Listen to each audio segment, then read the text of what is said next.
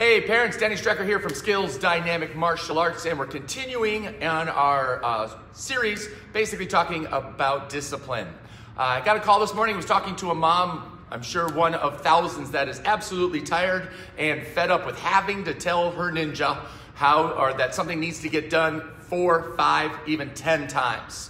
So if you're in the same boat, if you're tired of having to tell your ninja how to do something 4, 5, or 10 times, do me a favor. Hit the like button right there so that way we get an idea that we're not alone. It's one of the greatest things about knowledge being power, is just the simple fact that, hey, it's not me as the parent. This is what all parents are going through at this point. Well, got a great idea for you. This is one thing that I've been using for 25 years with success here in the karate school and sharing with parents in my program. And I call it stacking. Basically, what starts to happen, the biggest mistake that parents make in general is that you try to control the person instead of trying to control the behavior. And that's exactly where stacking helps you out a little bit, because now you're letting the child make the decision. The goal is to get them to make the right or the good decision as opposed to continuing to make the bad decision. So a perfect example would be one of their chores is to take the garbage out. And so you remind them, hey, remember, you're supposed to take the garbage out. 20 minutes later, you look, the garbage is still there. Remind you, this is the second time I'm having to tell you, take the garbage out. You spend the rest of the night, take the garbage out, take the garbage out, take the garbage out. And finally it's bedtime and the garbage still hasn't been taken out. And now you're just kind of fed up and frustrated and pulling your hair out saying, my ninja just doesn't listen, what's going on? Well, the idea now is, instead of just telling them, what we do is we stack on consequences. And by stacking, what you're doing is you're allowing them to continue to make the bad choice, but there's going to be consequences. And that's the biggest thing that parents miss out on. You can nag your kid to, you're blue in the face, but if you don't put a consequence on it, they've got no incentive to listen now if they choose not to. Stacking is going to change that for you. So what we do is taking the garbage out.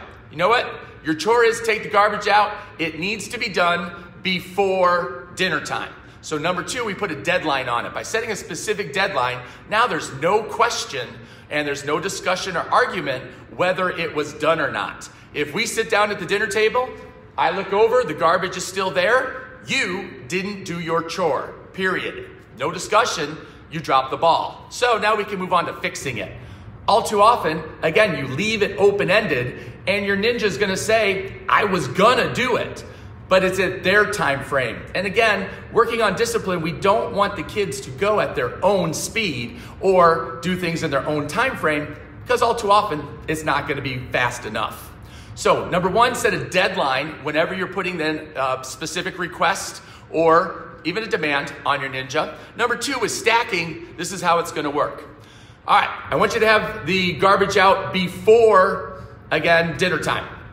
So now you sit down and you say, all right, look, it's dinner time, the garbage isn't taken out. So now either you take the garbage out or you're gonna also have to clean the family room after we get done with dinner. They make their choice. You know what? I don't feel like taking it out. We don't take it out. Okay? Well, now you still have to take the garbage out. You have to clean the family room. And if it's not done in the next 10 minutes, you're gonna lose all electronics for the rest of the day. And all you do is you keep adding and stacking on another consequence. Eventually, your ninja's gonna get motivated to be able to take care of it, because they're not gonna want all of those negative consequences. One other key element to this is you can't just throw a consequence willy-nilly. You really wanna find out what your ninja's currency is. And what I mean by that is, what are the things they find most valuable?